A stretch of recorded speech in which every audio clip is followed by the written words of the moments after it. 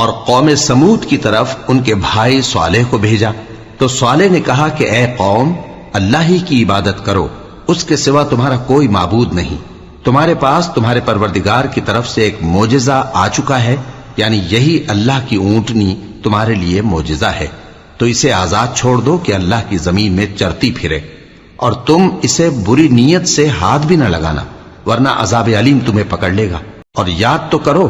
جب اس نے تم کو قوم عاد کے بعد سردار بنایا اور زمین پر آباد کیا کہ نرم زمین میں محل تعمیر کرتے ہو اور پہاڑوں کو تراش تراش کر گھر بناتے ہو، پس اللہ کی نعمتوں کو یاد کرو اور زمین میں فساد نہ کرتے پھرو۔ تو ان کی قوم میں سردار لوگ جو تکبر کرتے تھے، غریب لوگوں سے جو ان میں سے ایمان لے آئے تھے کہنے لگے، بھلا تم یقین کرتے ہو کہ صالح اپنے پروردگار کی طرف سے بھیجے گئے ہیں؟ انہوں نے کہا، ہاں، جو چیز وہ دے کر بھیجے گئے ہیں ہم اس پر بلا شبہ ایمان رکھتے ہیں۔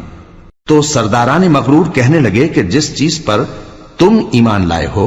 ہم تو اس کو نہیں مانتے۔ آخر انہوں نے اس اونٹنی کو مار ڈالا اور اپنے پروردگار کے حکم سے سرکشی کی، اور کہنے لگے کہ صالح، جس چیز سے تم ہمیں ڈراتے تھے، اگر تم اللہ کے پیغمبر ہو تو اسے ہم پر لے آؤ۔ پس ان کو زلزلے نے آ پکڑا، سو وہ اپنے گھروں میں اوندھے پڑے رہ گئے۔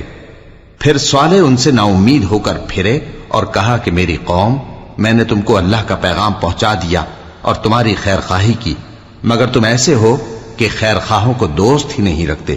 اور اسی طرح جب ہم نے لوط کو پیغمبر بنا کر بھیجا تو اس وقت انہوں نے اپنی قوم سے کہا کہ تم ایسی بے حیائی کا کام کیوں کرتے ہو کہ تم سے پہلے اہل عالم میں سے کسی نے اس طرح کا کام نہیں کیا، یعنی خواہش نفسانی پورا کرنے کے لیے عورتوں کو چھوڑ کر مردوں کے پاس آتے ہو۔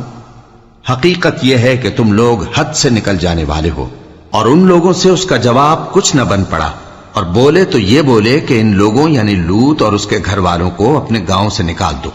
کہ یہ لوگ پاک بننا چاہتے ہیں۔ تو ہم نے ان کو اور ان کے گھر والوں کو بچا لیا، مگر ان کی بیوی نہ بچی کہ وہ پیچھے رہنے والوں میں ہو گئی، اور ہم نے ان پر پتھروں کی بارش برسائی، سو دیکھ لو کہ گناہ گاروں کا کیسا انجام ہوا۔ اور مدین کی طرف ان کے بھائی شعیب کو بھیجا تو انہوں نے کہا، اے قوم، اللہ ہی کی عبادت کرو، اس کے سوا تمہارا کوئی معبود نہیں۔ تمہارے پاس تمہارے پروردگار کی طرف سے نشانی آ چکی ہے، تو تم ناپ اور تول پوری کیا کرو اور لوگوں کو چیزیں کم نہ دیا کرو، اور زمین میں اصلاح کے بعد خرابی نہ کرو۔ اگر تم صاحب ایمان ہو تو سمجھ لو کہ یہ بات تمہارے حق میں بہتر ہے۔